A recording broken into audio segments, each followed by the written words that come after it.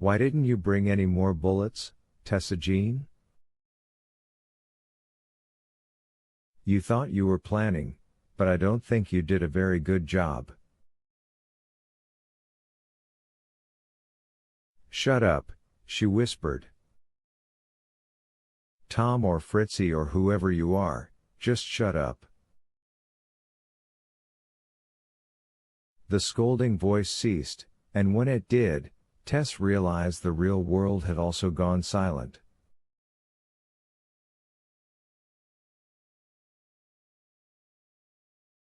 The dog had ceased its mad barking when the pole light went off. Now the only sound was the wind and the only light was the moon.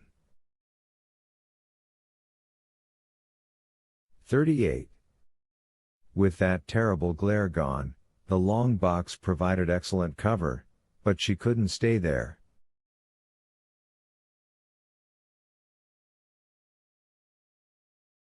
Not if she meant to do what she had come here to do.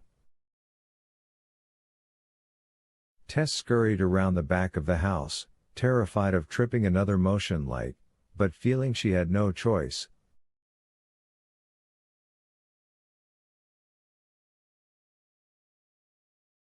There was no light to trip, but the moon went behind a cloud and she stumbled over the cellar bulkhead, almost hitting her head on a wheelbarrow when she went to her knees.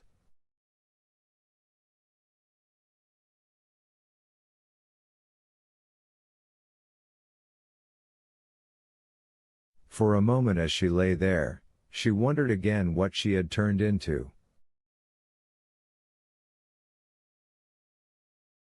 She was a member of the Authors Guild who had shot a woman in the head not long ago, after stabbing her in the stomach.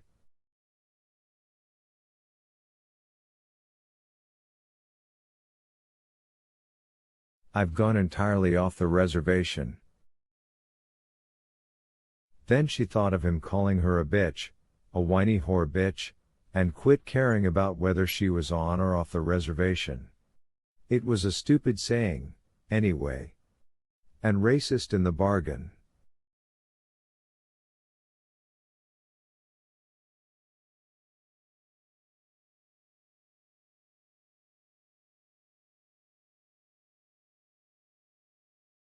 Stroke did have a garden behind his house, but it was small and apparently not worth protecting from the depredations of the deer with a motion light.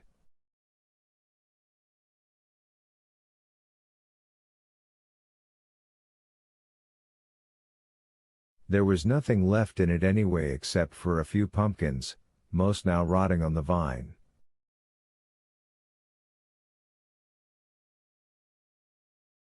She stepped over the rows, rounded the far corner of the house, and there was the cab over.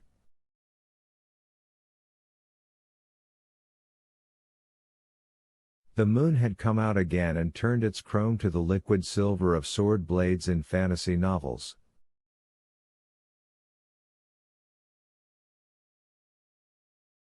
Tess came up behind it, walked along the left side, and knelt by the chin-high, to her, at least, front wheel.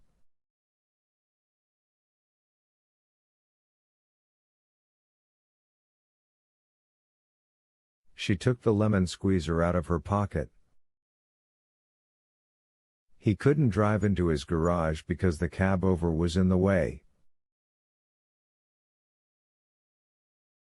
Even if it hadn't been, the garage was probably full of bachelor rickrack, tools, fishing gear, camping gear, truck parts, cases of discount soda.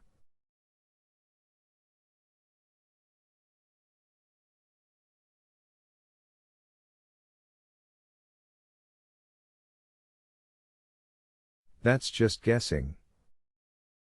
It's dangerous to guess. Doreen would scold you for it. Of course she would. No one knew the Knitting Society ladies better than Tess did, but those dessert-loving babies rarely took chances.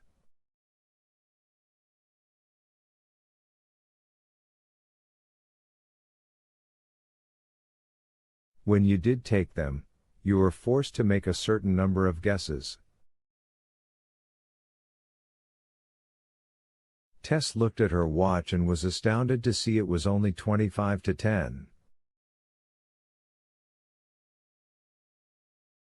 It seemed that she had fed Fritzy double rations and left the house 4 years ago.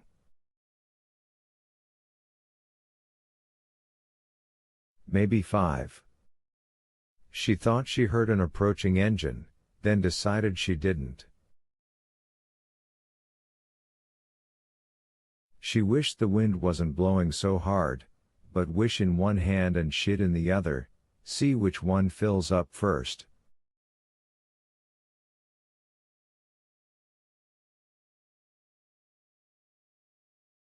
It was a saying no knitting society lady had ever voiced.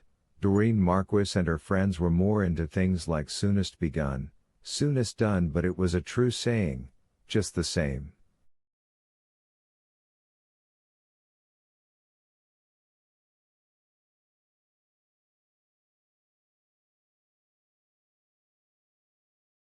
Maybe he really was going on a trip, Sunday night or not. Maybe she was still going to be here when the sun came up, chilled to her already aching bones by the constant wind combing this lonely hilltop where she was crazy to be.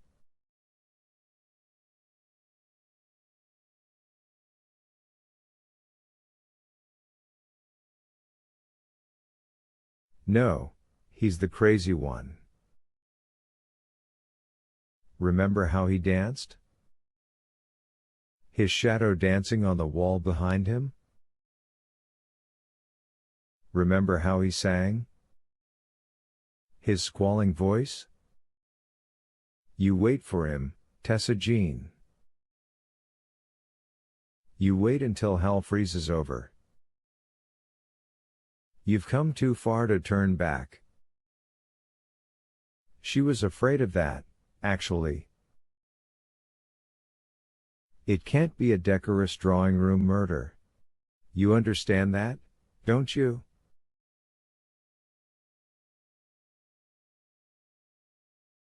She did. This particular killing, if she was able to bring it off, would be more death wish than the Willow Grove Knitting Society goes backstage.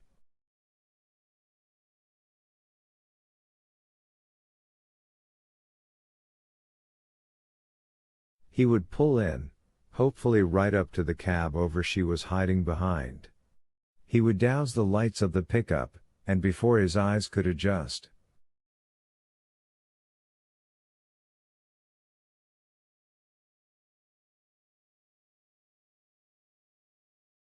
it wasn't the wind this time. She recognized the badly tuned thump of the engine even before the headlights splashed up the curve of the drive.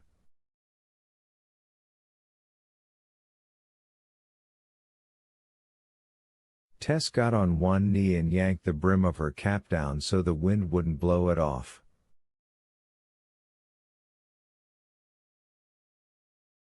She would have to approach, and that meant her timing would have to be exquisite.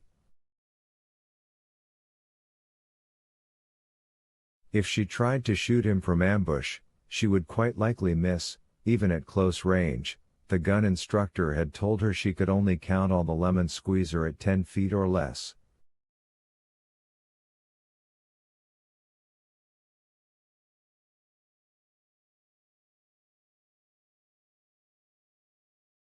He had recommended she buy a more reliable handgun, but she never had.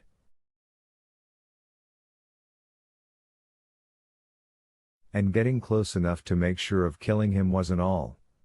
She had to make sure it was Strook in the truck, and not the brother or some friend.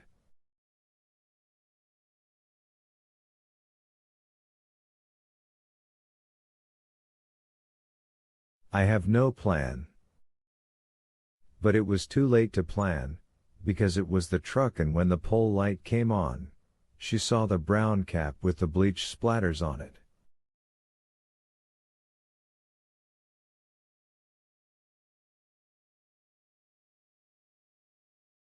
She also saw him wince against the glare, as she had, and knew he was momentarily blinded.